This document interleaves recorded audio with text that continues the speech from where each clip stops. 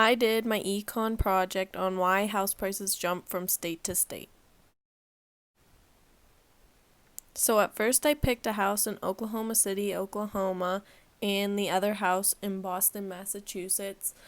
I picked these both locations because they're both the capitals of each of the states, and I figured that comparatively that they would be similar and that they would have around the same population due to the fact that they are both capitals of each state.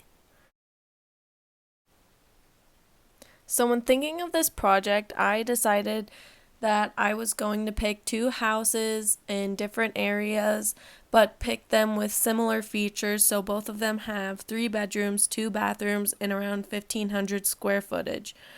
The features of the Oklahoma City house were that it was built in 1978, has central air, the lot is 7,200 square feet, and the price per lot is $101, 2 parking spaces, and the price of that house is $158,000.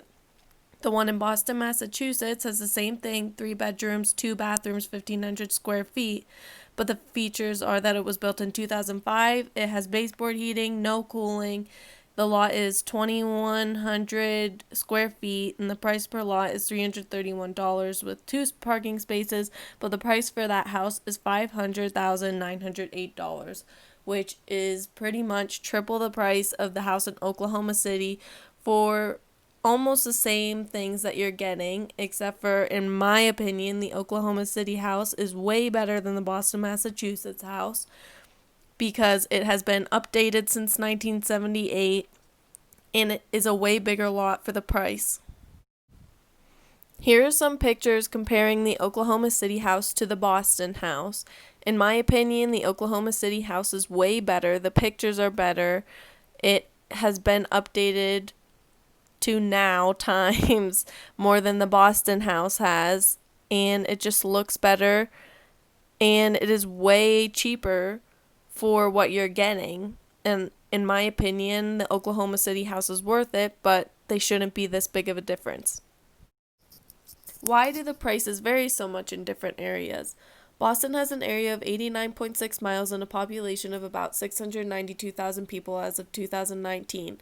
Oklahoma City has an area of 620 square miles, almost 6 times the size of Boston's, and a population of about the same, less than, 655,000 as of 2019.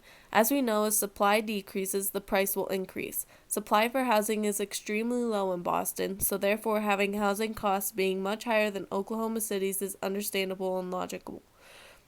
The demand is high, but the supply is low due to a very small area in Boston being available for housing, so the prices are being set very high because they are in high competition for one another.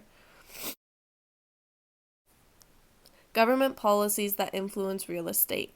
Tax credits. An example, the first-time homebuyers tax credit. This was an attempt to boost the economy in 2009. People buying houses at this time would subtract money they accumulated from buying a house from the total that they owed the state. Deductions. Real estate taxes are deductible, so they will then reduce the amount of income tax that has to be paid. Subsidies. This is a type of housing called subsidized housing, which is basically financial aid to people who rent out homes to people with lower incomes than them.